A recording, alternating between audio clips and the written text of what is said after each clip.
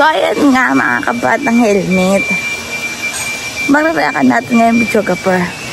So, mag-react pala ako regarding naman dun sa mga nagtutroll at nambabash kay Mayor Leni Robredo.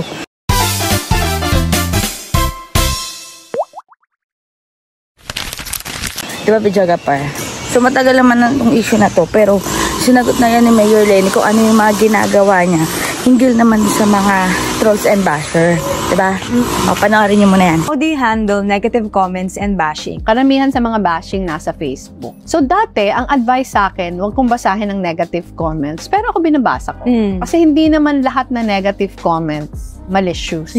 Paminsan, may negative comments na may sense siya. So, tingin ko, okay pa din na nakikinig ka para na-i-improve mo yung sarili mo. Siguro nakakatulong din na yung konsyensya mo malinis. Kasi tingin ko, pag yung tira sa'yo totoo, mababother ka talaga. Pero kung yung tira sa'yo hindi naman totoo, parang you can sleep well at night. Hindi mo kayo na-affect, tita? Like emotion, wala, hindi masyado. Hindi masyado. Sa akin nga, parang natututo kang tingnan, alin yung negative comments na kailangan mong pagtuunan ng pansin, alin yung hindi. So halimbawa, merong mga pages na o mga accounts na troll talaga, i-block mo na. Huwag mo nang hayaan ma-poison pa yung page mo. Correct. Pero kung meron namang nagko-comment siya, kahit mali siya, pero ang premise niya kasi siguro ang nakuha niyang information mali din, pwede mong i-correct in a nice way. Correct. Tingin ko yung number one kasi clear conscience. Kasi siguro kung meron man lang tinge of truth sa lahat na binato sa akin, siguro sobrang hindi na ako mapapakali. Pero dahil hindi siya totoo, parang wala akong pake. So, yun nga mga kabatang helmet. Sabi nga ni Mayor Leni, kung malinis naman talaga yung konsensya mo at alam mo yung totoo, diba, hindi ka maapektuhan. Pero sabi nga rin niya, ang naging problema nga lang daw is hindi nga daw niya sinagot.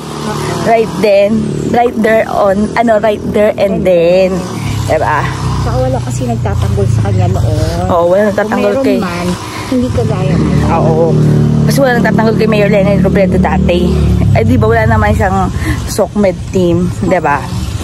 At saka nagtrabaho lang naman siya. Yun naman talaga yung naging hobby niya. Diba? Magtrabaho na magtrabaho. Namulat ng tao ngayon. Oo. Yun yung difference kasi. Ngayon talagang lumalaban, nagsasalita na tayong lahat. Nagsasalita naman na tayo before, pero alam niyo yun, hindi yung ganun ka-vocal na bonggang-bongga na ngayon talagang inaano na siya. Dinedebunk na talaga. Yun nga. Matik na kailangan mo na siyang kontrahin. Kunwari, ngayon mo nabasa yung disinformation, yung fake news, kukontrahin mo na siya kasi kailangan mo na siyang i-debunk. Diba? Lalo na kung alam mo naman yung katotohanan. So, hindi din pala. So, ayan mga batang helmet, comment nyo na lang din kung ano masasabi nyo. And, sabi nga namin, yung mental health awareness, kasi yung ating mental health, kailangan din panihin yan. Ingatan alam niyo yung pahalagahan. Ayun, sasabi ko sa'yo yung bagong pa sa tindahan, videographer. So, ayan, basta sabi ko kami sa buhay nyo, nag-helmet din na bukit yung second everyday. God bless everyone. Ang basta, click nyo na rin yung subscribe button para lagi updated sa mga ina-upload namin, videographer.